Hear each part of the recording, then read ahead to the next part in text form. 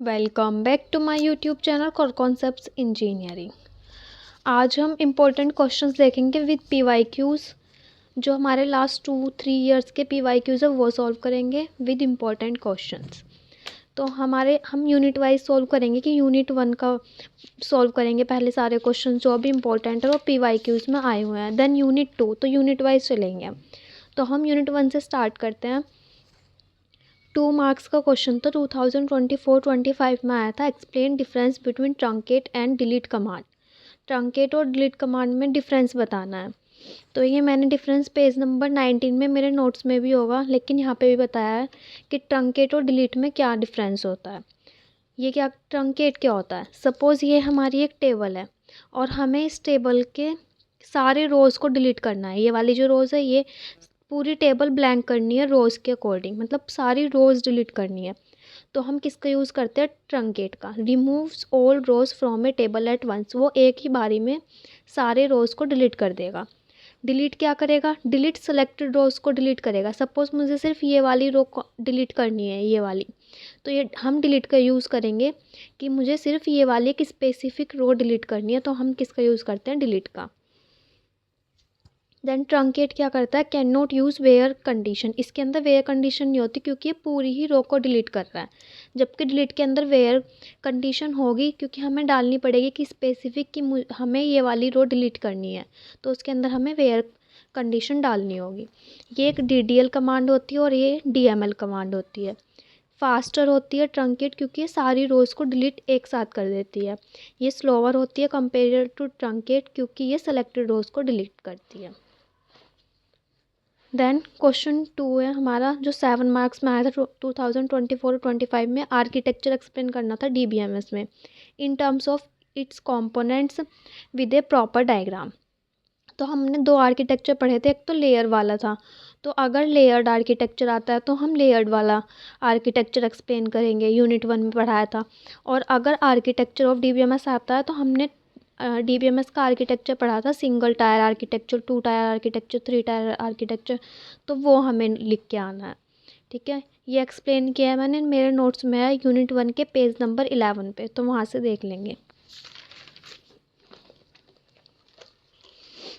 Then question 3 है unit 1 का, illustrate the concept of data independence and it's type with example. हमें data independence पढ़ना है detail में। 2024-25 में आया था 7 मार्क्स का क्वेश्चन। और उसके टाइप्स, तो टाइप्स लॉजिकल डेटा इंडिपेंडेंस होता है और फिजिकल डेटा इंडिपेंडेंस होता है। ये पेज नंबर 32 पे मिलेगा नोट्स में, यूनिट 1 के अंदर ही। क्योंकि हमारा जो मेन मोटिव है वो है न्यूमेरिकल्स को सॉल्व करना ज़्यादा से ज़्यादा, क्योंकि थ्योरेटिकल मेरे आपको सारे नोट्स में मिल जाएंगे। सारे वीडियोस के अंदर मैंने एक एक थ्योरेटिकल कॉन्सेप्ट कराया है। तो जो न्यूमेरिकल हैं वो हम कवर करेंगे आज। देखो ये एक न्यूमेरिकल है जो 2024-25 में आया था 7 मार्क्स का। हमें प्रोसेस बताना है कि हमें एक ER डायग्राम को टेबल में कैसे कन्वर्ट करते हैं।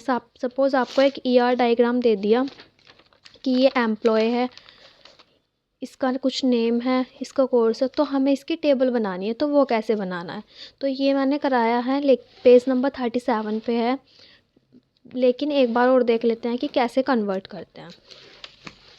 तो हम वो देखते हैं, कन्वर्टिंग ER टू टेबल। तो हम कैसे करते हैं, देखो सपोज़ अगर हमें एक सिंगल स्टूडेंट लिखा मिला, स्टूडेंट, और उसके एट्रीब्यूट्स है, ये एंटिटी होती है, और जो हमारे ओवल में होते हैं वो हमारे एट्रीब्यूट्स होते हैं। ठीक है, स्टूडेंट का कुछ नेम है, ठीक है, और स्टूडेंट की कुछ ID है और उसकी ब्रांच है। तो हमें ये किस में बनाना है, ये टेबल में कंस्ट्रक्ट करना है। ये 5 केसेस होते हैं। तो फर्स्ट केस है सिंपल एट्रीब्यूट्स है, नेम, SID, ब्रांच, स्टूडेंट। ये आपको ER डायग्राम दिया हुआ है, तो इससे आपको टेबल बनानी है। तो हम क्या करेंगे, जो हमारी एंटिटी होती है वो टेबल का नाम बन जाती है। ये स्टूडेंट क्या है, एंटिटी है ना, जो रेक्टेंगल में होती है वो क्या होती है, एंटिटी। तो जो हमारा रेक्टेंगल में होगा वो हमारे टेबल का नाम होगा। टेबल का नाम क्या है, स्टूडेंट। अब ये जो बचा नेम, SID, ब्रांच, ये इसके एट्रीब्यूट है टेबल के। यानी कि ये क्या हो गया, नेम इधर, SID और ब्रांच, ये क्या होगा, ये टेबल के एट्रीब्यूट्स होगा। ये एट्रीब्यूट्स है, ये टेबल का नाम होगा जो रेक्टेंगल में होगा। जो ओवल्स में होंगे तो वो क्या होंगे, ये सिंपल है ना, सिंपल है, SID, ब्रांच, तो ये किस में हो जाएंगे, एट्रीब्यूट्स में। ये केस वाला था सिंपल केस। देन आता है सेकंड केस, अगर हमारे पास कंपोजिट और मल्टी वैल्यू एट्रीब्यूट है। कंपोजिट एट्रीब्यूट हो जैसे सपोज करो नेम है, तो इसकी मल्टीपल वैल्यूज़ हो सकती है ना, जैसे लास्ट नेम कोई लिख सकता है अपना एल नेम, ठीक है, कोई फर्स्ट नेम, इसके मल्टीपल एट्रीब्यूट्स हैं, और मिडिल नेम। तो ये क्या है, ये composite attribute multi valued attribute हो गए। तो हमें इनका टेबल बनाना है, तो वो कैसे बनाएंगे। सपोज देखो हमें सेम वही है, यहाँ पे स्टूडेंट टेबल है, स्टूडेंट दिया है, स्टूडेंट में एस नेम है, स्टूडेंट का नेम, SID और ब्रांच सेम वही है जैसे हमने ये वाला बनाया था। इसी में क्या चेंज किया हमने, उसमें कंफ्यूज करने के लिए आपको यार डायग्राम में दे दिया एस नेम यानी कि starting name, S name, last name, L name, ठीक है, और एक दे दिया मिडिल नेम, एम नेम, ठीक है। तो अब हम क्या करेंगे, हम कैसे टेबल बना रहे थे, हम इन एट्रीब्यूट्स की टेबल बना रहे थे। स्टूडेंट तो हमारी टेबल का नेम हो गया, हम ब्रांच लिख रहे थे, ब्रांच में तो कोई प्रॉब्लम नहीं है, अभी भी हम लिख सकते हैं। SID में भी कोई प्रॉब्लम नहीं, लेकिन प्रॉब्लम कहाँ आई, हमने नेम को और क्लासीफाई कर दिया, एस नेम में, एल नेम में और एम नेम में। तो हम क्या करेंगे, इस नेम को नहीं लिखेंगे, डायरेक्ट एक एस नेम की रो बनाएंगे, कॉलम एक एल नेम की और एम नेम की। जैसे यहाँ पे यहाँ से ही समझते हैं, स्टूडेंट दिया है, स्टूडेंट SID कोर्स, यहाँ इन दोनों से हमें कोई प्रॉब्लम नहीं है, हमने ये दोनों क्या लिखे, ऐसे ही टेबल में लिखे, ठीक है। लेकिन अब प्रॉब्लम कहाँ है, अगर सपोज करो सिंपल ऐसे होता, एस नेम होता और ये दो होते ही नहीं यहाँ पे, तो हम सिंपल एस नेम लिख देते हैं यहाँ पे। लेकिन अब हमारे पास क्या आ गया, एफ नेम और एल नेम, तो हम एस नेम ना लिख के हम क्या लिखेंगे, F name, L name, first name and last name. तो ये दो और रो हमारे पास कॉलम ऐड हो गई। ये होता है अगर कंपोजिट। अब आता है अगर हमारे पास वीक एंटिटी दे रखी है, तो वीक एंटिटी को कैसे करते हैं, तो हमने पढ़ा होगा यूनिट 1 में पढ़ाया था कि वीक एंटिटी होती है और स्ट्रॉन्ग एंटिटी होती है। तो वीक एंटिटी वो होती है जो दूसरे वाली एंटिटी पे डिपेंडेंट है। सपोज पेमेंट है, तो पेमेंट किस पे डिपेंडेंट है, हमारी लोन पे डिपेंडेंट है, कि पेमेंट कब होगी, लोन पे। तो जो हमारी वीक एंटिटी होती है उसको हम किससे करते हैं, डबल रेक्टेंगल से, स्ट्रॉन्ग को सिंगल से, ठीक है। तो अब सपोज करो आपको ऐसी टेबल दे दी, हमें ये आ गया करना कि लोन नेम तो हमें लिखना ही है, लोन नंबर, हमें अमाउंट लिखनी है, ठीक है। लेकिन अगर सपोज करो हमें ऐसा कोई सीन दे दे कि आपको डबल रेक्टेंगल दे दिए बना के, तो वो हम कैसे कन्वर्ट करेंगे टेबल में। तो वो हम कैसे करेंगे, हम देखेंगे स्ट्रॉन्ग, अगर आपको डबल रेक्टेंगल है तो समझ जाना कि वो स्ट्रॉन्ग वीक का कोई कॉम्बिनेशन है। तो हम उसमें कैसे करते हैं, अगर कोई स्ट्रॉन्ग है जिस पे सिंगल रेक्टेंगल है, अगर तो वो स्ट्रॉन्ग हुई, तो उस स्ट्रॉन्ग का सिर्फ एक ही वैल्यू लिखनी है, और वो वैल्यू टेबल के अंदर कौन सी होगी, जो उसका प्राइमरी की होगी। देखो लोन नंबर और अमाउंट, लोन नंबर सबका अलग अलग होगा, जो भी अलग अलग होता है उसको हम बोलते हैं प्राइमरी की, ठीक है। तो लोन नंबर अलग अलग होगा, एक ही लोन नंबर नहीं हो सकता है, जबकि अमाउंट हो सकती है सेम, लेकिन लोन नंबर नहीं हो सकता। तो हम स्ट्रॉन्ग एंटिटी का सिर्फ एक वैल्यू लिखेंगे, स्ट्रॉन्ग एंटिटी की लोन नंबर, अमाउंट, यहाँ पे कितनी भी वैल्यूज़ होती, हम इसमें से सिर्फ एक वैल्यू लेते, वो क्या लेते, प्राइमरी की, ठीक है। लेकिन वीक एंटिटी का क्या होगा, वीक एंटिटी की हमें सारी वैल्यूज़ लेनी होगी, पे नंबर भी, पे डेट भी, पे अमाउंट भी, ठीक है। जैसे हमने पढ़ा था इसमें भी हम सारी ले रहे थे, क्योंकि देखो ये भी सिंगल है ना, तो अगर कोई सिंगल रेक्टेंगल है इसका मतलब क्या हुआ, वो स्ट्रॉन्ग एंटिटी है, ठीक है। तो अगर सिंपल है ये स्ट्रॉन्ग एंटिटी, तो हमने जैसे सिंपल पढ़ा, SID, F name, L name, course बना दिया। लेकिन जहाँ भी कॉम्बिनेशन आया स्ट्रॉन्ग और वीक का, तो हम क्या करेंगे, स्ट्रॉन्ग से सिर्फ एक वैल्यू लेंगे और वीक से हम मल्टीपल वैल्यूज़ लेंगे, सारे जितने भी एट्रीब्यूट्स हैं वो सारे, ठीक है। लिख भी दिया है रिवीजन के लिए, स्ट्रॉन्ग के लिए सिर्फ प्राइमरी की लेंगे, वीक के लिए सभी। अब अगर मैनी टू मैनी रिलेशन है, तो अगर कोई रिलेशन ऐसा मिला कि आपको M to M है, ठीक है, तो क्या करेंगे, हम दोनों की ही एक एक वैल्यू लेंगे। जैसे कस्टमर बोरो लोन, तो ये क्या है, आपको मिलेगा M बना हुआ है, यानी कि मैनी टू मैनी। तो आप क्या करोगे, कस्टमर है तो कस्टमर में प्राइमरी की क्या होगी, नेम तो कस्टमर का सेम हो सकता है, सिटी भी सेम हो सकती है, लेकिन कस्टमर की ID सेम नहीं हो सकती, तो ये कस्टमर की क्या हो गई, प्राइमरी की हो गई। ऐसे ये है लोन, लोन का लोन नंबर डिफरेंट होगा, अमाउंट सेम हो सकता है, तो इसकी प्राइमरी की क्या हो गई ये। तो दोनों की प्राइमरी की ही सिर्फ टेबल बनाएंगे, और वैल्यूज़ टेबल में हम नहीं रखेंगे, ओनली द प्राइमरी की, ठीक है। वीक और स्ट्रॉन्ग में सिर्फ स्ट्रॉन्ग की हम प्राइमरी की ले रहे थे, लेकिन मैनी टू मैनी में हम दोनों की ही प्राइमरी की लेंगे। तो ये हमने कन्वर्ट करा कि हम ER से टेबल में कैसे कन्वर्ट करते हैं, ठीक है। देन आता है नेक्स्ट क्वेश्चन, ये था explain the process of reducing, provide a simple example, example के साथ हमने समझा, ठीक है। अब इसी में बी पार्ट करके आया था, given the following ER diagram representing A university database, एक यूनिवर्सिटी का डेटाबेस रिप्रेजेंट कर रहा है ये ER। तो ये क्या है, स्टूडेंट है, एट्रीब्यूट क्या क्या है इसके, स्टूडेंट ID है जो कि प्राइमरी की है, इसकी नेम है, ईमेल है। ऐसे ही एक कोर्स टेबल है, कोर्स के अंदर एट्रीब्यूट्स क्या क्या हैं, कोर्स ID है, कोर्स का नेम है और क्रेडिट है। एनरोलमेंट के अंदर क्या है, देखो हम साथ साथ करते चलते हैं। हमारे पास एक स्टूडेंट है, ठीक है। स्टूडेंट का क्या क्या एट्रीब्यूट है, सपोज हम लिखते हैं स्टूडेंट, और स्टूडेंट के क्या क्या एट्रीब्यूट है, स्टूडेंट की ID, SDID लिख रही हूँ मैं शॉर्ट में। देन नेम, तो नेम बनाएंगे इससे, और ईमेल, ठीक है। फर्स्ट कंप्लीट हो गया हमारा ER डायग्राम। देन आया कोर्स, कोर्स का ER डायग्राम बनाना है। कोर्स किस में होगा, रेक्टेंगल में होगा। कोर्स ये लिखा रेक्टेंगल में। अब कोर्स के बाद क्या है, उसका एट्रीब्यूट कोर्स की ID, CID लिख दिया शॉर्ट में। देन है कोर्स नेम C नेम और क्रेडिट्स, ये हमारा हो गया सेकंड। और इसमें STDID प्राइमरी की है, ये CID प्राइमरी की है। देन आया थर्ड एनरोलमेंट, तो इसमें एट्रीब्यूट क्या क्या है, एनरोलमेंट लिखेंगे रेक्टेंगल में, और इसके एट्रीब्यूट्स क्या क्या हैं हमारे, एनरोलमेंट ID EID जो कि हमारी प्राइमरी है, तो उसको हम ऐसे लिखते हैं।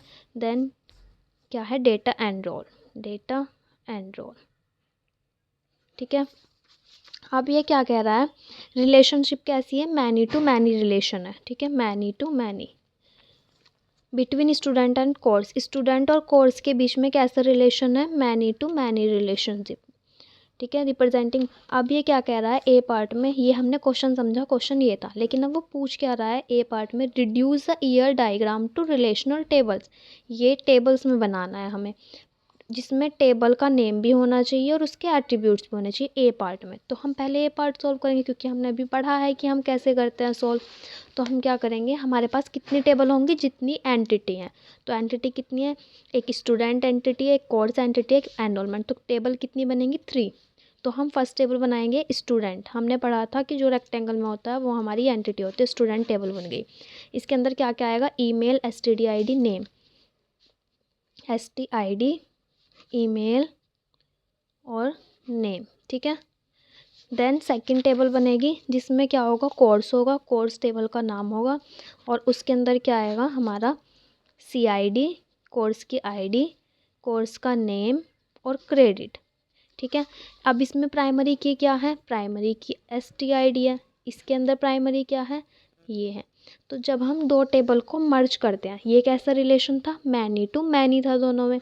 तो मैनी टू मैनी में हम क्या करते हैं, हमने अभी पढ़ा, अगर रिलेशन मैनी टू मैनी है तो हम दोनों की प्राइमरी की लेते हैं, इसकी भी प्राइमरी की लेंगे, इसकी भी प्राइमरी की लेंगे, और तब टेबल बनाएंगे। तो हम इसकी प्राइमरी की क्या लेंगे, STID, इसकी प्राइमरी क्या है, CID, ठीक है। और इसकी खुद की क्या प्राइमरी की है, एनरोलमेंट टेबल की, ये हमारी एनरोलमेंट टेबल है जो थर्ड वाली टेबल है। इसकी खुद की क्या है, डेटा एनरोल, सॉरी इसकी हाँ डेटा एनरोल्ड, ठीक है। तो अब इसमें क्या होगा, अब हमारी ये टेबल बन गई, तो ये इसके लिए क्या होगा, इस टेबल के लिए ये हमने इधर से लिया ना, STID इधर से लिया ना, तो जब हम दूसरी टेबल से लेते हैं तो हम उसे बोलते हैं फॉरेन की। ये CID भी हमने इससे लिया, तो ये भी क्या हो गई, फॉरेन की। ये फॉरेन की, ये फॉरेन की, इसके लिए ये प्राइमरी की। अब हमारा टेबल तो रेडी है, हमने टेबल बना ली। अब इसका सेकंड पार्ट कह रहा है, हमने टेबल बना ली, फर्स्ट पार्ट क्या से identify primary keys and foreign keys in the tables you created. अब इसमें बताना है प्राइमरी क्या है और फॉरेन की क्या है। तो प्राइमरी की कौन सी है, इसमें स्टूडेंट ID है प्राइमरी की, ठीक है। इसमें कोर्स ID है प्राइमरी की, ये स्टूडेंट टेबल की है, ये कोर्स टेबल की है। एनरोलमेंट टेबल में क्या है प्राइमरी की, ये दोनों ही इसकी प्राइमरी की थी, ठीक है। देन आया फ़ॉरेन की। फ़ॉरेन की कौन कौन सी है? स्टूडेंट आईडी फ़ॉरेन की है। कौन सी टेबल से है? एनरोलमेंट टेबल से। एनरोलमेंट टेबल से फ़ॉरेन की कौन सी है? स्टूडेंट आईडी है, जो कि स्टूडेंट टेबल को रेफ़र कर रही है, यहाँ से आई है। कोर्स आईडी कौन सी है? कोर्स आईडी है जो कि किसको रेफ़र कर रही है? कोर्स टेबल को। तो ये कहाँ से आई है? कोर्स से। ठीक है, तो ये हमारा हुआ न्यूमेरिकल। इजी न्यूमेरिकल था। नेक्स्ट क्वेश्चन आता है, discuss 3 level of abstraction. 3 level of abstraction बताने हैं। देखो बताया था ना, अगर लेवल आते हैं किसी भी आर्किटेक्चर के तो वो लेवल वाला ये वाला बनाना है। ठीक है, और स्कीमाज आर्किटेक्चर तो वो क्या होगा? इसमें 3 लेयर्स होते हैं, view level, logical layer and physical layer.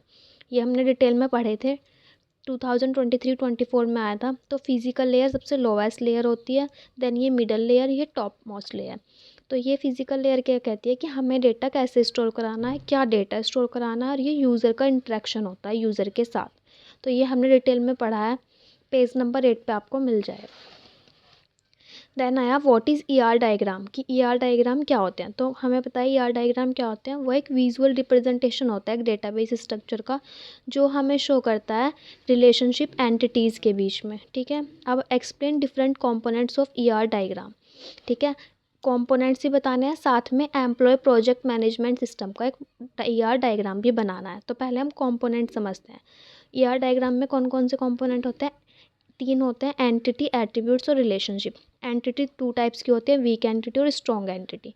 Weak entity हमने पढ़ा, वीक एंटिटी कौन सी होती है? जो डिपेंडेंट होती है स्ट्रॉन्ग एंटिटी पे, और जिनको हम डबल रेक्टेंगल से रिप्रेजेंट करते हैं। स्ट्रॉन्ग एंटिटी कौन सी होती है? जो इंडिपेंडेंट होते हैं सिंगल से। एट्रीब्यूट्स जितने भी होते हैं उनको हम किससे रिप्रेजेंट करते हैं? ओवल से। सिंपल एट्रीब्यूट्स कौन से होते हैं? जो बिल्कुल सिंपल होंगे, जिनको हम इजीली कंस्ट्रक्ट कर सकते हैं। कंपोजिट एट्रीब्यूट्स कौन से होंगे? जिनकी वैल्यूज़ मल्टीपल वैल्यूज़ होंगी। जैसे नेम है तो उसका लास्ट नेम हो सकता है, फर्स्ट नेम हो सकता है, मिडिल नेम हो सकता है। ड्राइव्ड कौन से होता है? ड्राइव्ड होते हैं जिनको हम डैश डैश डैश से रिप्रेजेंट करते हैं। और ड्राइव्ड जो हार्ड चेंज होते रहते हैं। जैसे हमारी एज है तो हमारी एज 2024 में अलग होगी, 2025 में अलग होगी। तो ये रन टाइम पे हम कैलकुलेट करते हैं। देन मल्टी वैल्यूड आते हैं, जिसके अंदर मल्टीपल वैल्यूज हो सकती हैं। जैसे हमारा फ़ोन नंबर है तो एक पर्सन के पास मल्टीपल फ़ोन नंबर्स हो सकते हैं, तो वो कौन से होते हैं? Multi valued. देन रिलेशनशिप होती है, कंपोनेंट्स के अंदर आती है। डायग्राम के 4 टाइप्स की होती है, 1 to 1, 1 to many, many to one, many to many. ये भी डिटेल में समझाया है, लेकिन एक बार ओवरव्यू यहाँ पे भी दे दिया ताकि रिवीजन हो जाए। तो वीक एंटिटी कौन सी होते हैं? जो डिपेंडेंट होती हैं, जिनको हम डबल रेक्टेंगल से रिप्रेजेंट करते हैं। स्ट्रॉन्ग एंटिटी जो क्या होती हैं? नॉट डिपेंडेंट होते हैं, डिपेंडेंट नहीं होती हैं, और जिनको हम सिंगल रेक्टेंगल से। जैसे ये सिंगल रेक्टेंगल से स्ट्रॉन्ग है, ये वीक है, क्योंकि लोन किस पे डिपेंडेंस होता है? हमेशा कस्टमर पे। ऐसा नहीं है कि लोन खुद से लिया जाएगा बिना कस्टमर के। तो लोन एक वीक एंटिटी है जो कि किस पे डिपेंडेंट है? कस्टमर पे। ऐसे ही एट्रीब्यूट्स होते हैं, कंपोजिट एट्रीब्यूट्स होते हैं, जिनके मल्टीपल वैल्यूज़ हो सकते हैं। जैसे नेम है, उसे हम क्लासीफाई कर सकते हैं फर्स्ट नेम में, मिडिल, लास्ट नेम में। मल्टी वैल्यूड वो होते हैं जिनकी मोर देन 1 वैल्यू होती है। ठीक है, जैसे फ़ोन नंबर। ड्राइव्ड एट्रीब्यूट वो होते हैं जो रन टाइम पे कैलकुलेट होते हैं, जो डिफ़र करते रहते हैं टाइम टू टाइम। ठीक है, अब इसमें एक क्वेश्चन ये था कि एम्प्लॉय प्रोजेक्ट मैनेजमेंट सिस्टम का हमें ईआर डायग्राम बनाना था। तो हम कैसे बनाते हैं? Employee management system, employee project management, तो इसमें एम्प्लॉय भी होगा और प्रोजेक्ट भी होगा। ठीक है, तो हम कैसे बनाएंगे? देखो, ये एम्प्लॉय है, तो एम्प्लॉय के एट्रीब्यूट्स क्या क्या हो सकते हैं? एम्प्लॉय का नेम हो सकता है, उसका एड्रेस हो सकता है, उसका जेंडर, आईडी और डेट ऑफ ज्वाइनिंग। और इसमें प्राइमरी की क्या होगी? देखो, नेम सेम हो सकता है, एड्रेस भी सेम हो सकता है दो एम्प्लॉय का, जेंडर भी सेम हो सकता है, डेट ऑफ ज्वाइनिंग भी। लेकिन सिर्फ आईडी ऐसी है जो डिपेंडेंट नहीं है, जो चेंज होगी। ठीक है, एक पर्सन, 2 पर्सन की सेम आईडी नहीं हो सकती। देन ये वर्क कर रहा है एम्प्लॉय किसी डिपार्टमेंट में। ठीक है, ये कोई डिपार्टमेंट है जिसमें वो वर्क कर रहा है, तो उस डिपार्टमेंट का क्या हो सकता है? डिपार्टमेंट नंबर हो सकता है, नेम हो सकता है, लोकेशन हो सकती है। डिपार्टमेंट के पास अपना एक प्रोजेक्ट होगा जिस पे ये एम्प्लॉय वर्क कर रहा होगा। क्योंकि प्रोजेक्ट तो डिपार्टमेंट का होता है, तो ये एम्प्लॉय उस प्रोजेक्ट पे वर्क कर रहा है, वर्क्स ऑन आवर्स। तो इस प्रोजेक्ट के पास क्या होगा? उसका अपना प्रोजेक्ट नंबर होगा, प्रोजेक्ट नेम होगा, उसकी स्टार्टिंग डेट होगी। ठीक है। तो ये क्या होता है, एम्प्लॉय प्रोजेक्ट। तो ये जो हमारा यार डायग्राम में ज़रूरी नहीं है कि वो सबका सेम बने, सबका डिफरेंट बन सकता है। ठीक है, तो ये होता है। हमने कन्वर्टिंग पढ़ लिया कैसे करना है। तो हमारी यूनिट 1 में इम्पॉर्टेंट क्वेश्चन जो हमने अभी देखे कि जो लास्ट 2 to 3 ईयर्स आए हैं, उसमें क्या है, आपको ईआर डायग्राम से रिलेटेड कोई ना कोई क्वेश्चन आता है, चाहे वो कन्वर्ट करने के लिए आए ई टेबल में या फिर ईआर डायग्राम बनवाने के लिए आए। तो ये आपको मोस्ट इम्पॉर्टेंट है करना है। देन हमारी डीबीएमएस की स्ट्रक्चर आती है, ये भी मोस्ट इम्पॉर्टेंट क्वेश्चन है। आपको लेयर्ड वाली स्ट्रक्चर भी पढ़नी है, जो 3 लेयर्स होते हैं, यूज़र लेवल और एप्लीकेशन वगैरह जो मैंने बताया वो। और देन आप कौन सा पढ़ना है, एक डीबीएमएस आर्किटेक्चर वो वाला पढ़ना है, टायर वाला। ठीक है, टायर 1, टायर 2, टायर 3। ये लेयर्ड आर्किटेक्चर होता है, डीबीएमएस आर्किटेक्चर होता है। तीनों क्वेश्चन अभी हमने देखे कि मोस्ट इम्पॉर्टेंट है, आए हुए हैं। देन अब हम यूनिट 2 स्टार्ट करते हैं कि यूनिट 2 से क्या इंपॉर्टेंट क्वेश्चंस हैं। तो 2023-24 में क्वेश्चन आया था, एग्रीगेट फंक्शंस बताने हैं। ठीक है, एसक्यूएल के अंदर right SQL query for aggregate function, और उनकी क्वेरी भी लिखनी है। तो आपने अगर मेरे नोट से पढ़ा होगा, मेरी वीडियो से, तो देखा होगा कि मैंने ये क्वेश्चन भी कराया है कि एग्रीगेट फंक्शंस क्या होते हैं, बिल्कुल डिटेल में बताया और इजीली। तो 5 फंक्शंस होते हैं एग्रीगेट फंक्शन मेनली वो होते हैं जो हम एसक्यूएल में मैथमेटिकल के लिए यूज़ करते हैं, जैसे सम करने के लिए कर लिया, एवरेज निकालने के लिए। तो ये मैथमेटिकल फंक्शन होते हैं। कितने टाइप्स के होते हैं, मेनली जो हमने पढ़े हैं वो 5 टाइप्स के पढ़े हैं अपने उसमें सिलेबस में। 5 फंक्शंस, एक काउंट होता है, सम होता है जो काउंट करता है डिजिट्स को, ये सम करता है, एवरेज निकालता है, मैक्सिमम वैल्यू फाइंड आउट करता है, मिनिमम वैल्यू फाइंड आउट करता है। तो मैंने ये सारे एक्सप्लेन किए हैं, पेज नंबर 22 पे हैं। ठीक है, यूनिट 2 के। देन 2023-24 में भी आया था और 24-25 में भी आया था। ये लास्ट 2 ईयर से आ रहा है। और ये मैंने अपनी जो वीडियो है उसमें भी और नोट्स में भी आपने देखा होगा, उस पर लिखा हुआ है इम्पोर्टेंट क्वेश्चंस। ठीक है, मोस्ट इम्पॉर्टेंट क्वेश्चन है ये कि हमें टाइप्स पढ़ने हैं जॉइंस के। मैंने बिल्कुल डिटेल में जॉइंस के टाइप्स पढ़ाए हैं, difference between cross join, natural join, left join, outer join and right outer join. ठीक है, एग्जाम्पल के साथ।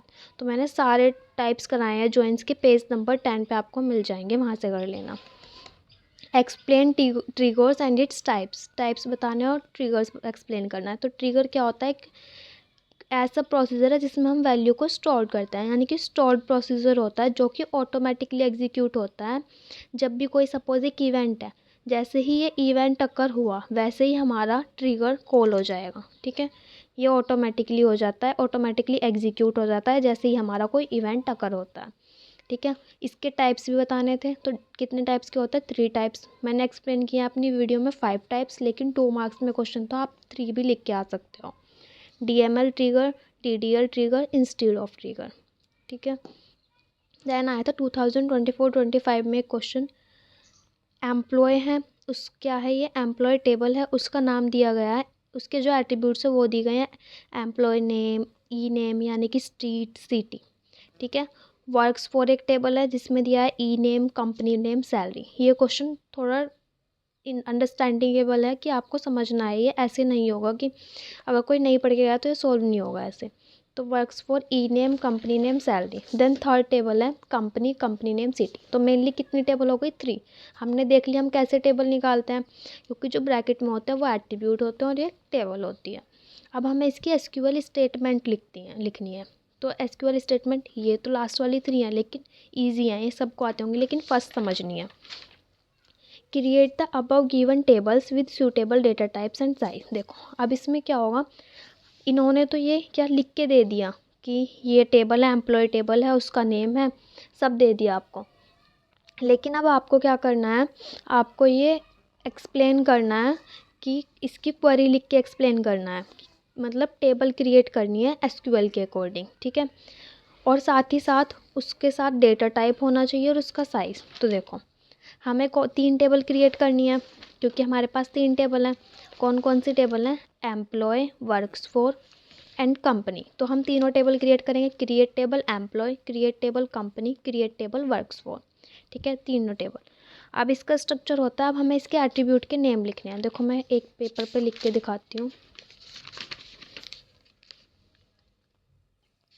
तो हमारे पास 3 टेबल बनानी है हमें। देखो पहले मैं क्वेश्चन ही नोट कर लेती हूँ। एम्प्लॉय और इसके अंदर दिया है ई नेम, स्ट्रीट और सिटी, तो ये हमें वैल्यू दी हुई है। देन दिया हुआ है वर्क्स फॉर में दिया है हमें ई नेम, ठीक है, कंपनी नेम, सैलरी, 2 वैल्यूज़ हो गई। एंड देन थर्ड टेबल दी हुई है हमें कंपनी का नेम एंड सिटी। तो अब हम क्या करेंगे, अब हमें तीनों टेबल क्रिएट करनी है, तो हम किस कीवर्ड का यूज़ करते हैं, क्रिएट टेबल लिखेंगे। देन हमें क्रिएट कौन सी टेबल करनी है, एम्प्लॉय टेबल करनी है, तो हम यहाँ पे लिखेंगे एम्प्लॉय लिखा। देन हम ब्रैकेट लगाएंगे। अब हमें इसके अंदर क्या क्या एट्रीब्यूट्स है, ई नेम, तो हमने लिखा ई नेम। देन क्या एट्रीब्यूट है, स्ट्रीट लिखा।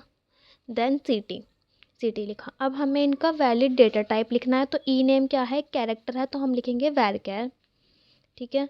ये भी एक कैरेक्टर है, तो हम क्या लिखेंगे, varchar। DBMS में लिखते हैं हम क्वेरीज के अंदर, ये भी क्या है, varchar। देन हमें इसका साइज़ लिखना है कि ई नेम अपने मन से लिख सकते हैं कि 30 वैल्यूज़ तक ही होगा। किसी का नेम है, किसी एम्प्लॉय का नेम है, तो वो 30 वैल्यूज़ तक ही होगा। ऐसे ही क्या होगा, स्ट्रीट का नेम है, वो मैक्सिमम 50 तक ले सकते हैं और ये 30 तक, ठीक है। एक टेबल बन गई है हमारी।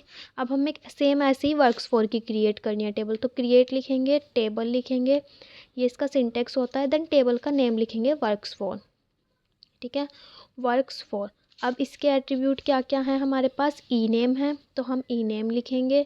देन कंपनी का नेम लिखेंगे, कंपनी नेम।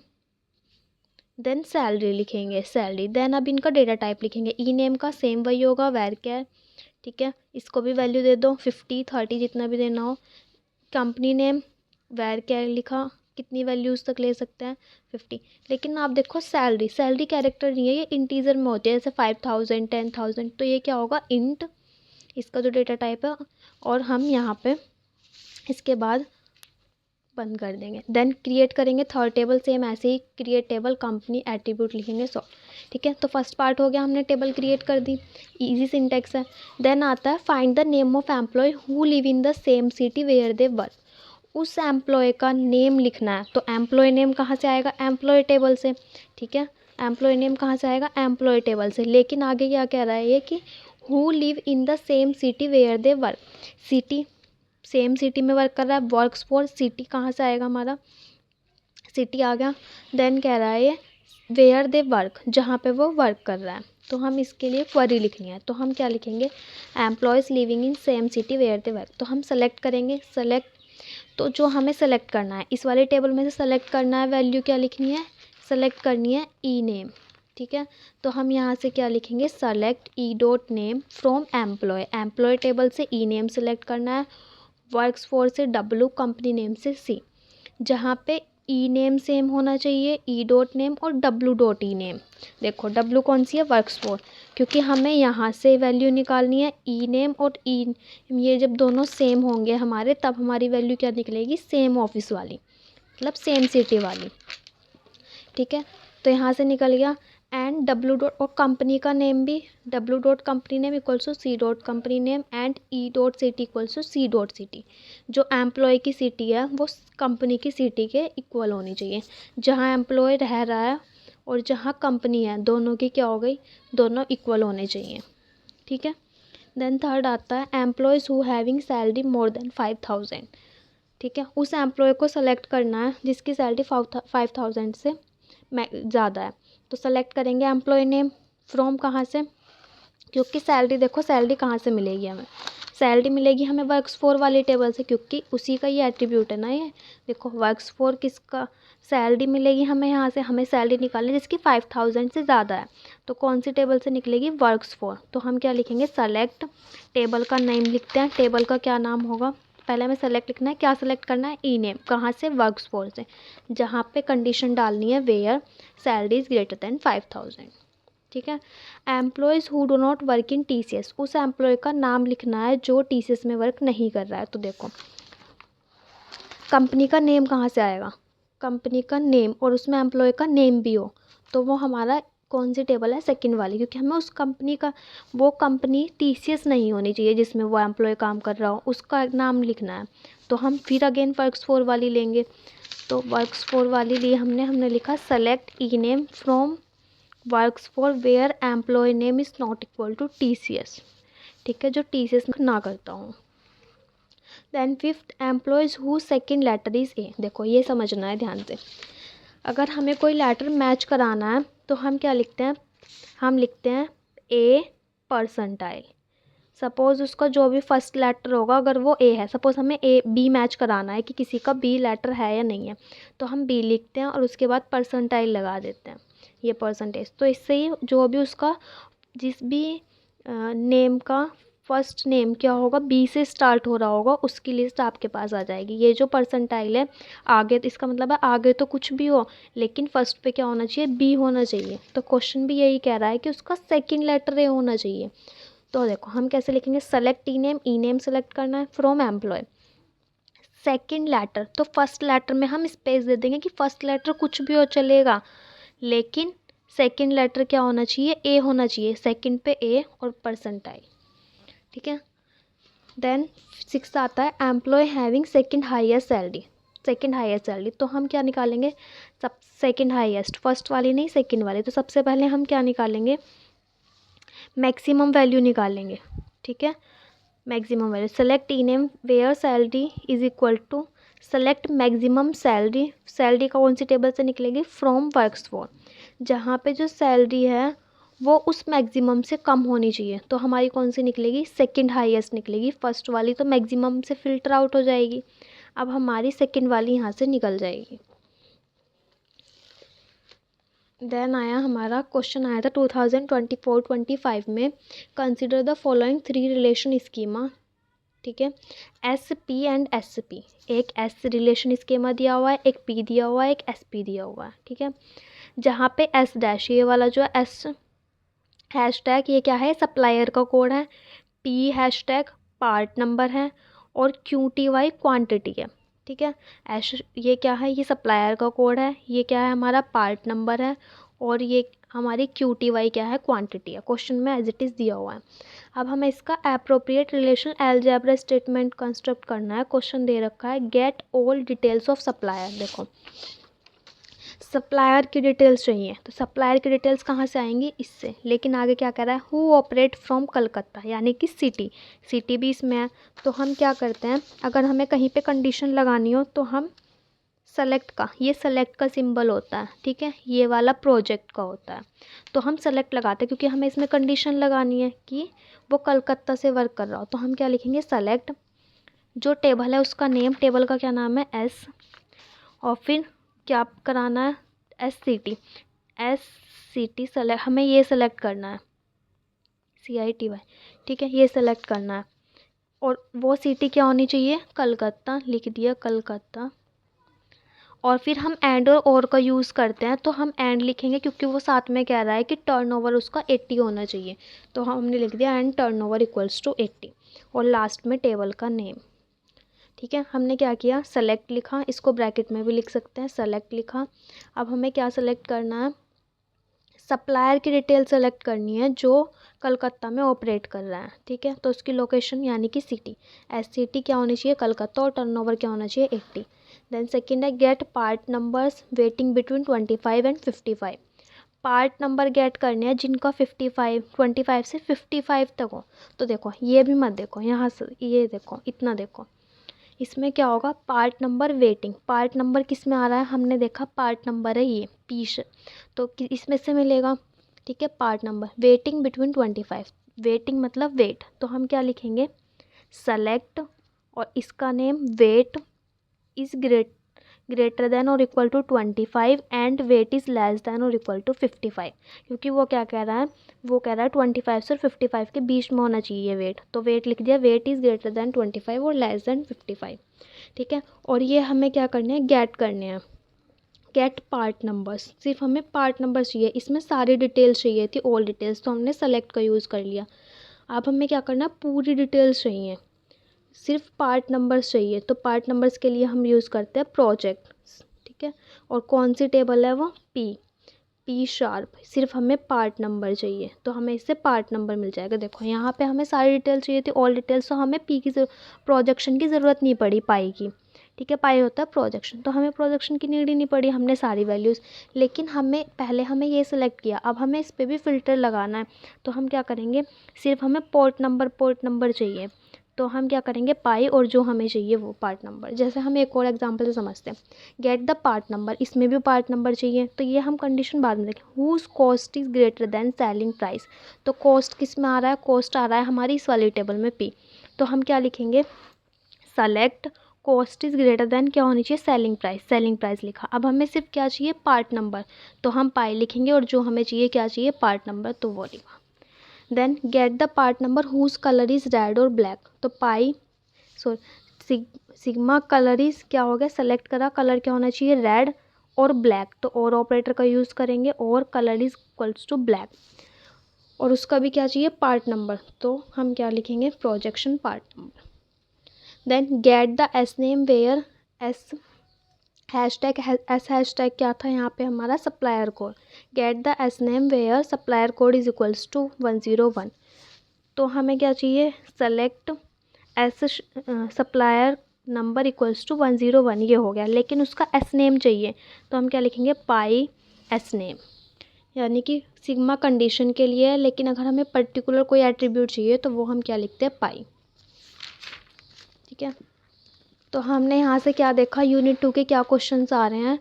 इसमें इंपॉर्टेंट क्वेश्चन कौन से, ट्रिगर्स पढ़ना है इंपॉर्टेंटली, जॉइंस पढ़ने हैं और कमांड्स पढ़नी है कुछ एसक्यूएल की। ठीक है, सेलेक्ट और प्रोजेक्ट वगैरह।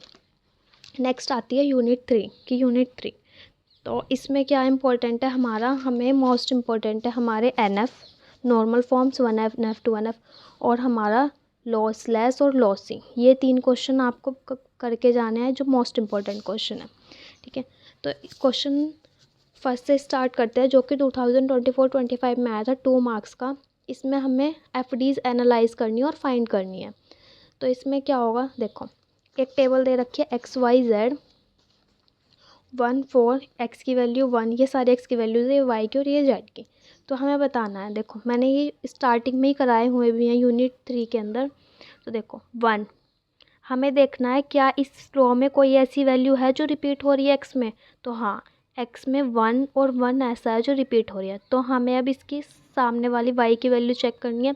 तो यहाँ पे y 1 पे भी 4 है, 1 पे भी 4 है, तो हमें यहाँ पे कोई प्रॉब्लम नहीं है। हम कह सकते हैं x जो है वो क्या है, डिफाइन करता है y को, x फंक्शनल डिपेंडेंसीज y, तो ये कंडीशन ट्रू हो गई। अगर यहाँ पे ऐसा होता 1 1 और यहाँ पे 4 होती और यहाँ पे 5 होती, तो 2 वैल्यू हो जाती ना, 1 की वैल्यू एक 4 हो रहती और इस 1 के लिए 5, तो ये फंक्शनल डिपेंडेंसी नहीं होती यहाँ पे। ठीक है, तो x डिफाइन कर रहा है y को। अब सेम ऐसे ही x z के लिए चेक करेंगे, तो 1 1 पे 2 है और इस 1 पे भी 2 है, तो सेम है, तो ये भी डिफाइन कर सकता है। अगर x y को डिफाइन कर रहा है और x z को, तो x y और z को दोनों को डिफाइन कर सकता है। ठीक है, अब y के लिए चेक करते हैं, x का हो गया, y z के साथ चेक करेंगे और y x के साथ चेक करेंगे। तो y x के साथ कोई ऐसी वैल्यू है जो y में रिपीट हो रही है, हमें सिर्फ जिस लेफ्ट हैंड वाली ये वाली वैल्यूज़ चेक करनी है, तो y में देखना है इसमें रिपीट हो या ना हो, हमें इसकी चेक करनी है।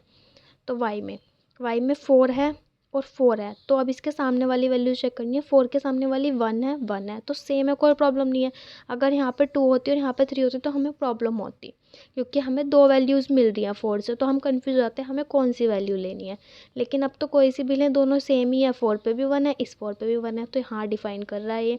अब y z पे चेक करेंगे, अभी भी हम इसकी वैल्यू चेक करेंगे कौन सी रिपीट हो रही है, 4 और 4, तो इसके सामने वाली 2 है और इसके सामने वाली भी 2 है, तो कोई प्रॉब्लम नहीं है।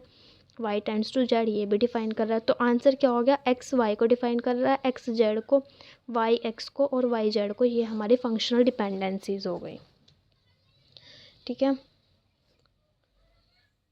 जैसे हमारी z हम चेक करें क्या z y को डिफाइन कर रहा है, यहाँ पे आपको कॉन्फ्लिक्ट मिलेगा, z y को नहीं कर रहा है। देखो z की वैल्यू चेक करेंगे, z की तो 2 2 2, 3 वैल्यू रिपीट हो रही हैं, तीनों के वैल्यू हम चेक करेंगे। सामने वाली 2 पे 4 है, इस 2 पे 4 है, लेकिन इस 2 पे 2 है, कॉन्फ्लिक्ट हो गया ना, 2 पे 4 2 पे 4 2 पे 2, तो ये तो फंक्शनल डिपेंडेंसी हो ही नहीं सकती, तो इसीलिए सिर्फ ये 4 फंक्शनल डिपेंडेंसीज हैं। ठीक है, देन क्वेश्चन नंबर 2 आया था 2024-25 में, list all prime and non prime attributes in relation A B C D E with functional dependency. आपको फंक्शनल डिपेंडेंसी दी हुई है ए बी से सी, बी से ई, सी से डी। तो आपको क्या निकालना है, इसके prime attribute, non prime attribute. तो हम क्या करते हैं, हम सबसे पहले कैंडिडेट की निकालते हैं। जो भी हमारी कैंडिडेट की में वैल्यूज़ आएंगी वो हमारे प्राइम एट्रीब्यूट्स होते हैं, जो बची हुई हैं वो नॉन प्राइम। सपोज़ हमारी कैंडिडेट की आई ए और बी, ठीक है, तो हमारे प्राइम एट्रीब्यूट क्या होंगे, ए कॉमा बी, ये सेपरेट सेपरेट। अब जो बचे, सपोज़ रिलेशन था ए बी सी डी ई, उसमें ये वैल्यूज़ थी, तो नॉन प्राइम एट्रीब्यूट क्या हुए, जो बचे हुए हैं, ए बी तो प्राइम होगा, सी डी ई जो बचे हुए हैं वो क्या होगा, नॉन प्राइम एट्रीब्यूट। तो ऐसे ही आपको प्राइम एट्रीब्यूट्स बताने थे और नॉन प्राइम। तो इसमें क्या करोगे, कैंडिडेट की फाइंड करेंगे। तो कैंडिडेट की मैंने ट्रिक बताई थी अपनी वीडियो में कि कैसे फाइंड करते हैं। देखते हैं RHS में हमें क्या निकालना है कैंडिडेट की, कि हमें ये सारी वैल्यूज़ मिल जाएं, ए बी सी डी ई।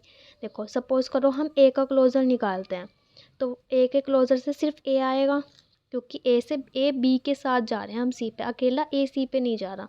सपोज़ हम बी का क्लोज़र निकालते हैं, तो बी का क्लोज़र बी हो गया। अब चेक करेंगे बी से कहाँ पे जा रहा है, ए बी के साथ सी पे जा रहा है, अकेला बी नहीं जा पा रहा, लेकिन बी से ई पे जा रहे हैं तो लिखा। देन चेक करेंगे क्या ई है इधर, तो ई तो है ही नहीं इधर, तो ये भी नहीं। अब हमने क्या चेक किया, ए बी का क्लोज़र लिया, तो ए जिसका क्लोज़र लेते हैं वो वैल्यू होती ही है, तो ए बी, तो ए बी होगा ये अपना, ठीक है। अब ए बी से कहाँ पे जा पा रहे हैं, सी पे। ए बी सी, क्या कोई ऐसी वैल्यू है, बी, हाँ बी है, बी से कहाँ जा रहे हैं, ई पे। और सी भी है, सी से कहाँ पे जा रहे हैं, डी पे। तो ये एक ऐसी वैल्यू है जिससे हमें सारी वैल्यूज़ मिल गई अपने रिलेशन की, जो हमारे रिलेशन में था ए बी सी डी ई। तो ये हमारा क्लोज़र हो गया। तो क्लोज़र हो गया, तो यह जो हम जिससे हमारा क्लोज़र आया यही हमारी क्या हो गई, कैंडिडेट की। तो कैंडिडेट की क्या हो गई, ए बी।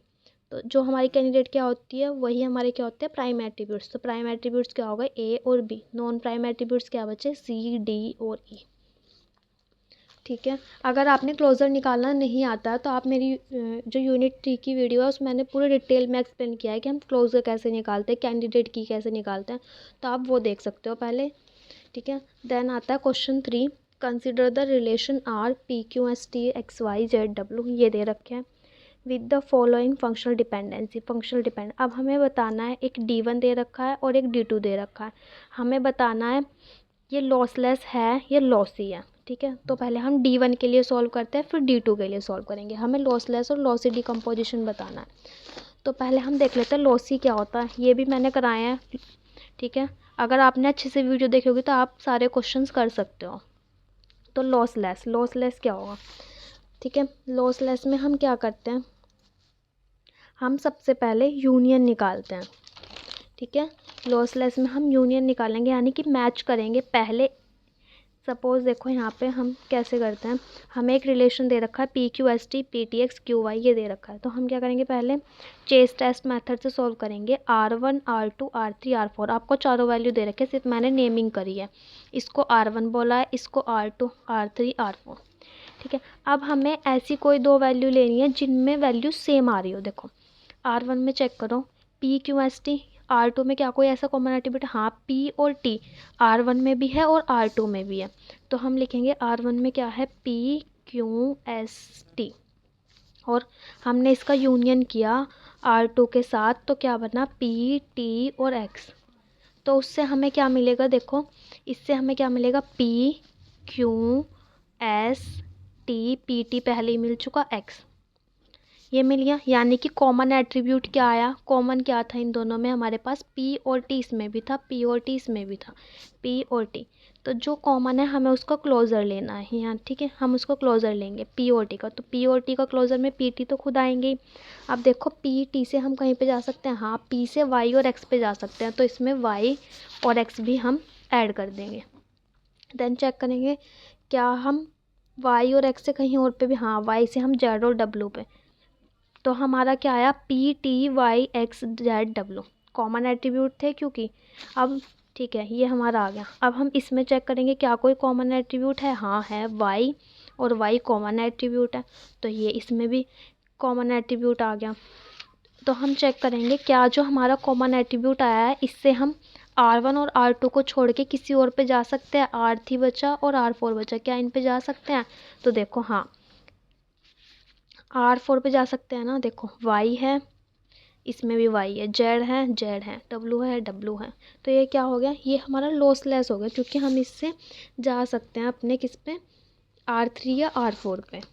तो ये हमारा क्या हो गया, लॉसलेस जो है। Since each common attribute functionally determines the rest of attributes at least one relation, एक रिलेशन को ही डिफाइन कर रहा है, तो वो क्या हो गया, लॉसलेस। ठीक है, अब हमें लॉसी दूसरा बताना है कि क्या ये लॉसलेस है या लॉसी है। तो सेम ऐसे ही करेंगे, चेक करेंगे क्या इन दोनों में कोई कॉमन है। तो देखो PQS और TX, इसमें तो कोई कॉमन ही नहीं है, चलो कोई बात नहीं। तो अगेन चेक करेंगे, क्योंकि हमें एक पे ही रुकना नहीं है। तो इस TX को चेक करेंगे, क्या ऐसी कोई वैल्यू है जो R2 से अलग किसी और के साथ मैच हो रही है। तो R1 में भी T नहीं है, ना X है, ना R3 में T है, ना X है, ना R4 में T है, ना X है। तो ये R2 ऐसी वैल्यू है जो किसी के साथ मैच नहीं हो रही। और जब अगर मैच ही नहीं हो रही तो हमारा तो ये डिस्कनेक्टेड हो गया ना। तो हम since R2 TX is completely disconnected, the original relation can not be reconstructed, so D2 क्या हो गया, लॉसलेस। जबकि इसमें चेक करो, कोई भी एक वैल्यू लो, सपोज हम ये ले रहे हैं, तो इसमें से वैल्यू देखो क्या इन तीनों में मैच हो रही है, तीनों में वैल्यू मिलेगी आपको, मतलब एटलीस्ट 2 में तो मिलेगी ही मिलेगी, 2 या 1। देखो Y, तो Y इसमें है ना, तो मिल गया। अब Z इसमें नहीं है लेकिन Y तो है, तो एक एटलीस्ट 1 वैल्यू तो मिली ना आपको एक में। ऐसे ही ये वाली वैल्यू लो PTX, इसमें से भी कोई सी ना कोई सी वैल्यू इन तीनों में मिलेगी। देखो P इसमें भी है, T भी है इसमें। ठीक है, तो ये क्या होगा, इसमें कोई कॉमन ही नहीं था कोई किसी भी वैल्यू में, तो ये कैसा हो गया, ये हमारा लॉसी डिकम्पोजिशन हो गया। नेक्स्ट क्वेश्चन आता है, consider the following relational schemas for a library database. Library database दे रखा है जिसमें बुक है, बुक के एट्रीब्यूट क्या क्या है, title, author, catalogue number, publisher, year, price. ऐसे ही कलेक्शन है, कलेक्शन के क्या क्या है, टाइटल, ऑथर, कैटलॉग। डिपेंडेंसीज दे रखी है, टाइटल और ऑथर कैटलॉग नंबर पे है, catalogue number title, author, publisher, year पे है, पब्लिशर, टाइटल, ईयर और प्राइस पे है। तो ये हमें बताना है कि हाईएस्ट नॉर्मल फॉर्म कौन सी होती है। तो मैंने नॉर्मल फॉर्म पूरे डिटेल में भी कराई थी। फर्स्ट नॉर्मल फॉर्म 1NF क्या होती है, जिसमें सिर्फ एक ही वैल्यूज़ हो, ठीक है, ओनली 1, ठीक है, सिंगल एट्रीब्यूट हो, वो होती है 1। 2NF क्या होती है, हमें सबसे पहले कैंडिडेट की निकालनी है, फिर प्राइमरी एट्रीब्यूट, फिर नॉन प्राइमरी एट्रीब्यूट। फिर चेक करना है अगर हमारा इधर नॉन प्राइम एट्रीब्यूट है तो इधर चेक करना है क्या इधर सबसेट है प्राइम एट्रीब्यूट का, सबसेट होना चाहिए। अगर इधर प्राइम एट्रीब्यूट है तब तो कोई प्रॉब्लम नहीं है। हमें चेक करना है अगर राइट हैंड पे नॉन प्राइम एट्रीब्यूट है तो इधर वाला सबसेट होना चाहिए, ठीक है, वो 2NF है। तो एक बार आप 1NF और 2NF देख सकते हो। तो हम क्वेश्चन करते हैं, हमें बताना है ये 1NF में है, 2NF में है, किस में है ये हाईएस्ट डिग्री। तो देखो 1NF में तो है ये, क्योंकि एक ही वैल्यू है, इधर मल्टीपल वैल्यूज़ हैं। तो अब हमें क्या हो गया, हमें कैंडिडेट की निकालनी है।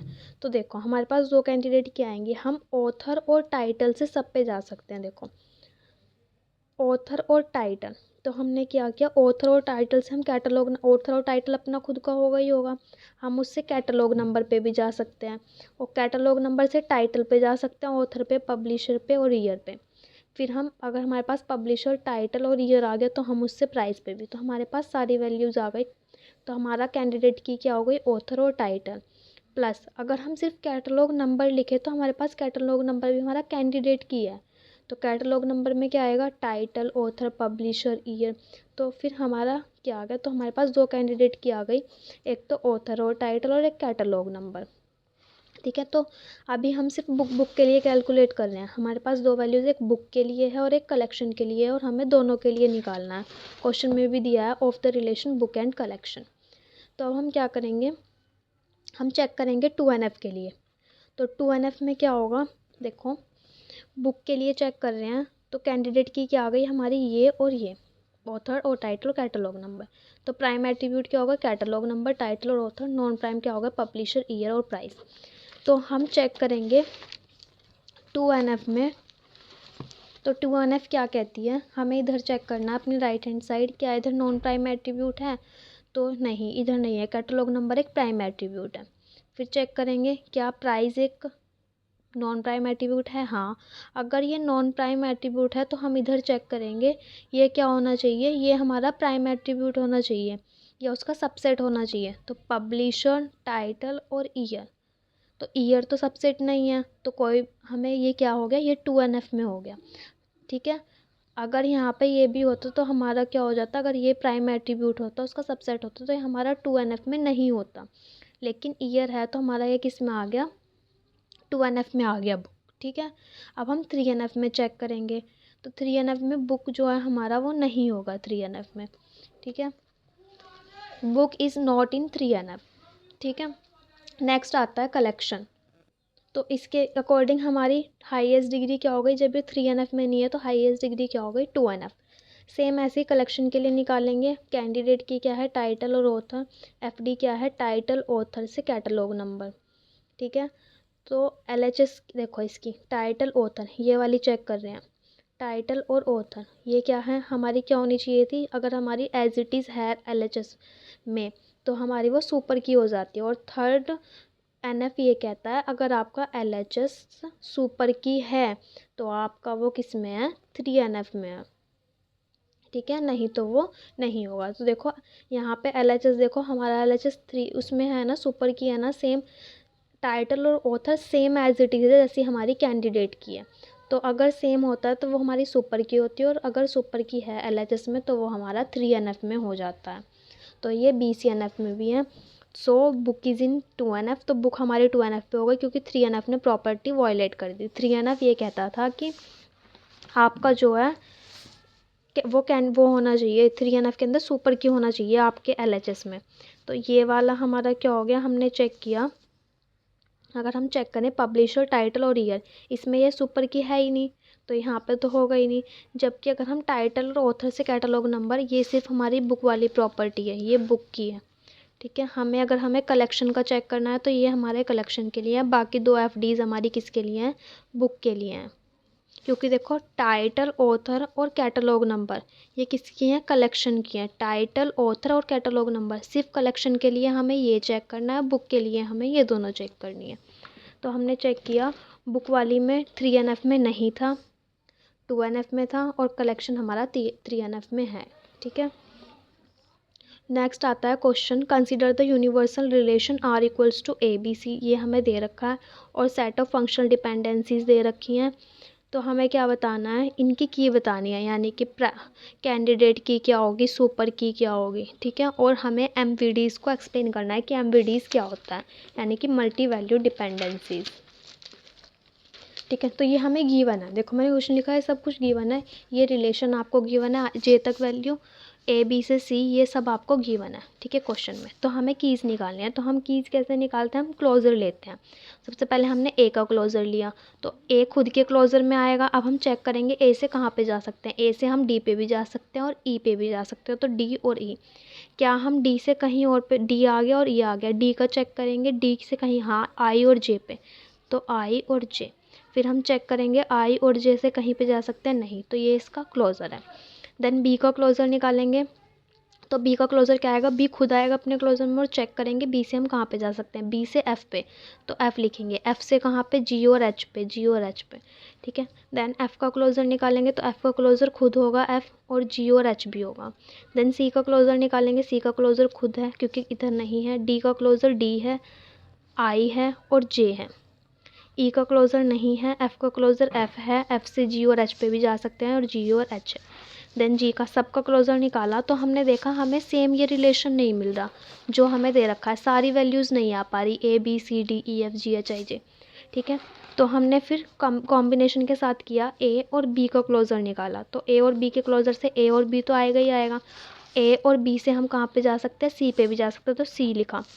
फिर हम चेक करेंगे A और B से D E F पे भी जा सकते हैं, F से G और H पे जा सकते हैं, और D आ गया तो I और J पे भी जा सकते हैं।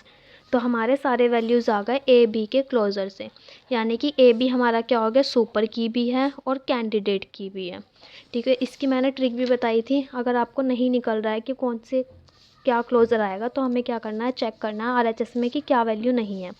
देखो ए और बी इधर नहीं मिला आपको, ए और बी इधर है ही नहीं, सी है, डी है, ई एफ जी है चाहिए, सारी वैल्यूज है, सिर्फ ए और बी ऐसी वैल्यू है जो इधर नहीं है।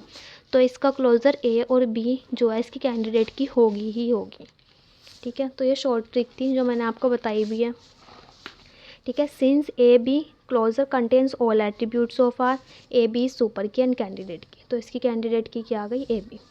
अब MVD क्या होता है, यानी कि मल्टी वैल्यूड डिपेंडेंसी। ये क्या होती है, कॉन्स्टेंट होता है जिसको सर्टेन टपल्स की नीड होती है, जिसको हम ऐसे डिनोट करते हैं डबल एरो से, एक्स मल्टी वैल्यूड वाई। तो इसका एग्जांपल क्या होगा, एम्प्लॉय आईडी क्या हो गया, multi value dependency is skill, और एम्प्लॉय आईडी डिपार्टमेंट नेम। तो यहाँ से हमने क्या कंक्लूजन निकाला, इसे सर्टेन टपल्स की ज़रूरत है, 2 टपल्स तो मिनिमम। देखो, तो ये क्या कह रहा है, जो हमारा स्किल है वो डिपार्टमेंट नेम पे डिपेंडेंट नहीं है। ये कहना चाह रहा है कि जो स्किल है उसका डिपार्टमेंट नंबर से कोई लेना देना ही नहीं है, वो उस पर डिपेंडेंट है ही नहीं। तो ये क्या होता है, ये होती है हमारी मल्टी वैल्यू डिपेंडेंसी। नेक्स्ट आता है यूनिट 4। तो यूनिट 4 क्या, उससे पहले मैं आपको बता दूं, शायद आपको कन्फ्यूज़न हो रही हो कि 2NF 3NF और 4NF। तो 2NF तो समझ में आ गया, 3NF आप वीडियो में भी देख सकते हो, लेकिन शॉर्ट में बता रही हूँ। हमारे पास एक LHS होता है, एक RHS होता है। ठीक है, डिटरमाइन, जैसे कोई भी A है और ये B ऐसे होता है। तो आपको चेक करना है ये सुपर की होगी, अगर ये सुपर की है तो वो BCNF में है। ठीक है, अगर BCNF में है तो वो 3NF में होगा ही होगा। अगर कोई वैल्यू BCNF में है तो वो 3NF में भी है, 2NF में भी है। अगर कोई वैल्यू 3NF में है तो वो उससे प्रीवियस वाली जितनी भी होंगी 2NF 1NF उन सब में होगा। ठीक है, ये आप देख सकते हो। तो यूनिट 4 का क्वेश्चन आया था 2024-25 में कि प्रॉपर्टीज़ बतानी थी ट्रांजैक्शंस की। तो कौन कौन से प्रॉपर्टीज़ होते हैं, एटोमिसिटी होती है, कंसिस्टेंसी, आइसोलेशन, ड्यूरेबिलिटी। इनके बारे में डिटेल में लिखा हुआ है पेज नंबर 1 पे, ये यूनिट 4 के, आप वहाँ से पढ़ सकते हो। क्वेश्चन नंबर 2 है, determine different types of failures बताने थे। ट्रांजैक्शंस में कितने टाइप्स के फेलियर्स होते हैं और इनको कैसे रिमूव किया जाता है लॉग फाइल के बेस पे। ठीक है, तो टाइप्स ऑफ फेलियर्स होते हैं, ट्रांजैक्शन फेलियर हो गया, कोई सिस्टम ही क्रैश हो गया, या फिर डिस्क फेलियर हो गया, कम्युनिकेशन कोई फेलियर है, ये भी डिटेल में है। उसके बाद लॉग बेस्ड रिकवरी है कि हम इससे कैसे रिमूव हो सकते हैं, और ये एक एग्जाम्पल के साथ है, पेज नंबर 19 पे आप देख सकते हो।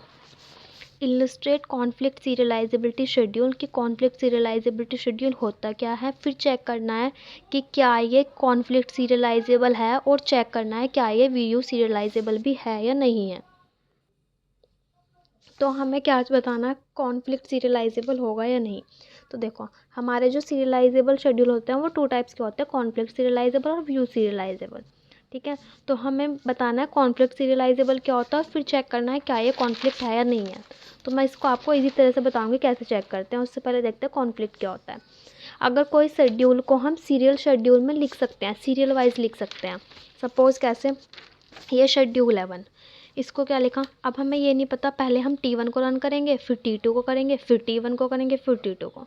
तब हमें ये चेक करना है कि क्या हम ऐसा कर सकते हैं कि पहले T1 को शेड्यूल करें या पहले T2 को करें, एक सीरीज़ में शेड्यूल करें।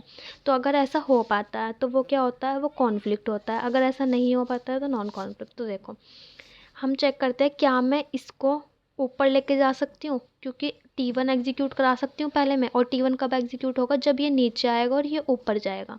ठीक है, और अगर हमें T2 एग्जीक्यूट कराना है तो या तो हमें ये ऊपर लेके जाना पड़ेगा और ये नीचे। तो हम चेक करेंगे, अगर मुझे T2 कराना है तो मुझे ये ऊपर लेके जाना पड़ेगा।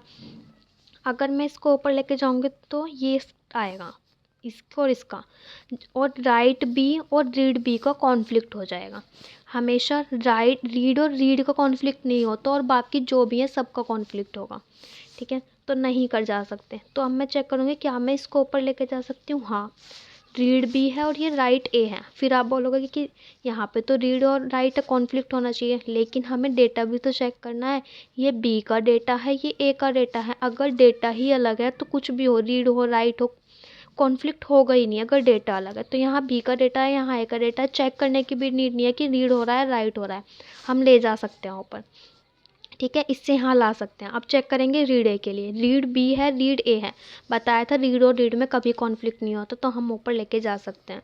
तो रीड ए राइट है, इसको ऊपर लेके गए, read B write B, read A write है, रीड। तो ये क्या है, कॉन्फ्लिक्ट नहीं है। तो हम इसको कैसे चेक करते हैं, तो कॉन्फ्लिक्ट हुआ, हम इसको चेक करते हैं प्रीसीडेंस ग्राफ से। आपको क्वेश्चन में दे रखा है, ये देखो ये पूरा क्वेश्चन है। तो अब हम कैसे लिखेंगे, हम 2 ट्रांजैक्शन बनाएंगे। हम देखते हैं सफिक्स में क्या है, 1 2 2 2 1 1।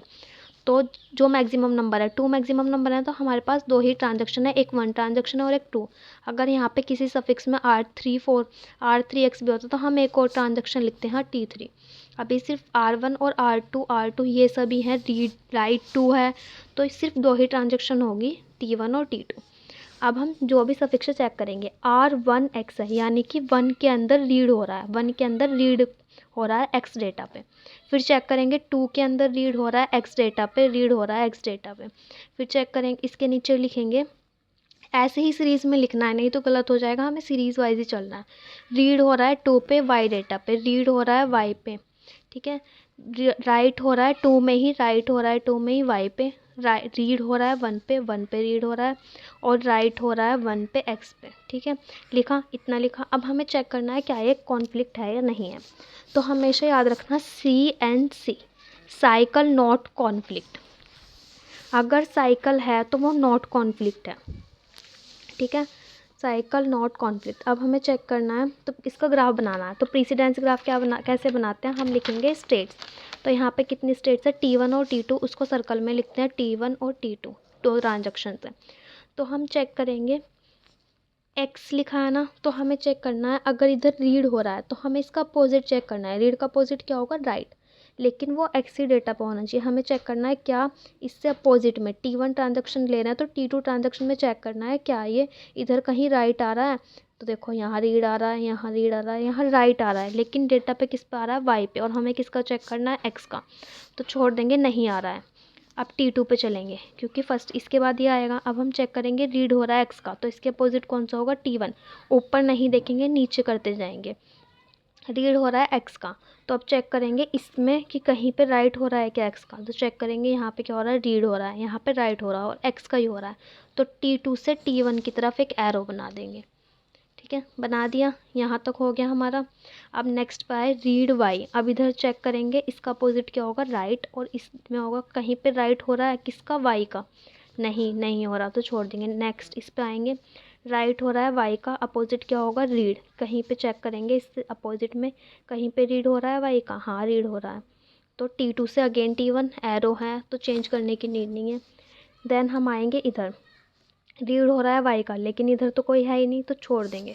तो क्या यहाँ पे साइकिल बनी, नहीं, नो साइकिल। अगर साइकिल नहीं है तो ये कॉन्फ्लिक्ट है, कॉन्फ्लिक्ट सीरियलाइजेबल, ठीक है। अगर साइकिल नहीं बनती है तो कॉन्फ्लिक्ट सीरियलाइजेबल होता है, CNC। अगर साइकिल होती है तो नॉन कॉन्फ्लिक्ट होता है। इससे याद रखना है ट्रिक, CNC से साइकिल होगी तो नॉन कॉन्फ्लिक्ट होगा, अगर साइकिल नहीं है तो कॉन्फ्लिक्ट होगा, ठीक है। और जब आप चेक करोगे तो सिर्फ नीचे नीचे की तरफ देखना है, ऊपर नहीं देखना है, ठीक है। तो ये इजी ट्रिक थी, क्योंकि आपको ये बनाने में ये चेक करना पड़ेगा कॉन्फ्लिक्ट हो रहा है नहीं हो रहा है, तो टाइम कंज्यूमिंग है, जबकि प्रीसीडेंसी ग्राफ शॉर्ट ट्रिक है और लेस टाइम कंज्यूमिंग है। अब हमें इसमें ये भी चेक करना था कि ये क्या, ये व्यू सीरियलाइजेबल है या नहीं है। तो व्यू सीरियलाइजेबल कैसे चेक करते हैं, अगर कोई शेड्यूल ऑलरेडी कॉन्फ्लिक्ट है तो वो हमेशा व्यू होगा ही होगा। लेकिन इसका उल्टा नहीं हो सकता कि अगर व्यू है तो वो कॉन्फ्लिक्ट होगा, नहीं। अगर कोई सीरियलाइजेबल कॉन्फ्लिक्ट सीरियलाइजेबल है तो वो व्यू होगा, ठीक है। तो हमारा ये व्यू भी है। नेक्स्ट क्वेश्चन आया था, explain schedule and transaction. Schedule को एक्सप्लेन करना है, ट्रांजैक्शन को एक्सप्लेन करना है। तो ट्रांजैक्शन क्या होती हैं, ये यूनिट होती हैं प्रोग्राम एग्जीक्यूशन की, जो कि वेरियस डेटा आइटम्स को अपडेट करती रहती हैं, और इसको डिटेल में मेरे नोट्स में आपको मिल जाएगा। देन आता है शेड्यूल। शेड्यूल क्या होता है, ये सीक्वेंस होती है किसी इंस्ट्रक्शंस की, जो कि स्पेसिफाई करती है ऑर्डर को कि किस ऑर्डर में इंस्ट्रक्शंस को एग्जीक्यूट करना है। देन आया हमारा रिकवरेबल। तो रिकवरेबल क्या होता है, अगर हमारी सपोर्ट, क्योंकि हमें एक्सप्लेन करना है रिकवरेबल भी, कास्केड भी और स्ट्रिक्ट शेड्यूल भी। तो अभी हमने क्या पढ़ा, कॉन्फ्लिक्ट और व्यू। हमें समझ में आ गया कॉन्फ्लिक्ट और व्यू क्या होता है। हमें एक क्वेश्चन आएगा तो कॉन्फ्लिक्ट हम बता सकते हैं ग्राफ के अकॉर्डिंग, ठीक है। नेक्स्ट क्वेश्चन आया रिकवरेबल। तो आपको 3 चीज़ याद रखनी है, इसमें कंफ्यूज नहीं होना है। हमारे पास 3 चीज़ें होती हैं। सबसे पहली होती है रिकवरेबल। तो रिकवरेबल में कंफ्यूज हो रहे थे, तो उसमें क्या होता है, देखो एक T1 ट्रांजेक्शन है, एक T2 ट्रांजेक्शन है। इधर रीड ए हो रहा है, सपोज़ इधर राइट ए हो रहा है, इधर रीड ए हो रहा है, और यहाँ कॉमिट है। तो क्या ये रिकवरेबल है या नहीं है? तो ये हम कैसे बताएंगे? हम राइट ऑपरेशन को चेक करेंगे, नीचे लिखा भी है, हम राइट ऑपरेशन को चेक करेंगे। तो राइट कहाँ हो रहा है? हमें रीड से कोई मतलब नहीं, हमें राइट चेक करना है। राइट यहाँ हो रहा है, अगर राइट ऑपरेशन मिलता है, हमें मिल गया राइट ऑपरेशन, तो उसी ट्रांजैक्शन का कॉमिट पहले होगा। तो इस रीड कहीं भी हो रहा हो, हमें कोई मतलब नहीं है, हमें सिर्फ राइट से मतलब। अगर कोई राइट है तो ये पहले कॉमिट होना चाहिए था, जबकि कॉमिट कौन सा हुआ? T2 हुआ। तो क्या ये रिकवरेबल हुआ? नहीं हुआ। तो हम यहाँ चेक करेंगे देन इसको, तो ये रिकवरेबल नहीं है, क्योंकि राइट है जब T1 ने किया तो कॉमिट भी तो T1 को ही होना था। रिकवरेबल ये कहता है जो राइट करेगा वही क्या करेगा, उसको कॉमिट करेगा, जहाँ पे भी लास्ट में राइट हो रहा होगा। देखो आप देखो यहाँ रीड है, राइट है, तो राइट है किसने किया? डेटा को सबसे लास्ट में किसने राइट किया? ए डेटा को लास्ट में किसने राइट किया? तो T1 ने राइट किया ना, तो T1 कॉमिट हुआ। तो ठीक है, कोई प्रॉब्लम नहीं है। ये क्या है? ये रिकवरेबल है। हमें क्या, if a transaction TJ read से डेटा, अगर ये टीजे ट्रांजेक्शन है, ये इस डेटा को रीड कर रही है, तो जिसने पहले इससे पहले राइट किया होगा वही पहले। सपोज़ करो, एक और एग्जांपल आ रहा था बच्चों के माइंड में कि सपोज़ T1 है और T2 है, ठीक है। यहाँ रीड ए हुआ, फिर इसने राइट ए किया, देन इसने अगेन इसको राइट ए कर लिया, फिर इसने रीड ए कर लिया। तो अब क्या होगा? दो दो बार रीड ए। तो आपको चेक करना है लास्ट वाला राइट। लास्ट वाला राइट इसने राइट किया था, फिर लास्ट में इसने राइट किया ना, ये रीड करने वाला था ना इस डेटा को इससे। तो पहले ये क्या होना चाहिए था? कॉमिट होना चाहिए था, देन ये जो लास्ट में राइट करेगा, ठीक है। देन आता है, समझ में आ गया? सिर्फ आपको राइट चेक करना है, जिसने लास्ट में राइट किया होगा उस डेटा को वो पहले कॉमिट होगा। कास्केडलेस में क्या चेक करते हैं? हमेशा राइट के बाद कॉमिट या रो। देखो इसमें क्या होगा, इसमें क्या हो रहा था, हमारा राइट के बाद रीड अलाउड था, इसमें राइट के बाद कॉमिट या रोल बैक के बाद ही रीड अलाउड होगा। इसमें हम राइट के बाद रीड कर सकते थे ना रिकवरेबल में, लेकिन ये कह रहा है अगर तुमने राइट कर दिया तो पहले तुम्हें कॉमिट करना होगा, उसके बाद रीड करना होगा। जैसे यहाँ देखते एग्जाम्पल से, अगर हमने क्या किया, इस डेटा को यहाँ पे राइट किया, तो ये रीड था कोई प्रॉब्लम नहीं है, हमने राइट चेक किया, इसने इस डेटा को राइट किया, तो पहले तो ये कॉमिट होना था ना, पहले ये कॉमिट होना था फिर ये रीड करता। अलाउड नहीं है कि आप राइट कास्केडलेस के अंदर कि आप राइट के बाद रीड भी करो। जैसे ये रीड वाई है, तो पहले ये कॉमिट होना था फिर ये रीड करता। राइट के बाद रीड अलाउड नहीं है, जबकि राइट अलाउड है। राइट के बाद आप राइट कर सकते हो, लेकिन राइट के बाद रीड अलाउड नहीं है कास्केडलेस में, तो ये कास्केडलेस नहीं है, ठीक है। देन आता है स्ट्रिक्ट। स्ट्रिक्ट शेड्यूल में राइट के बाद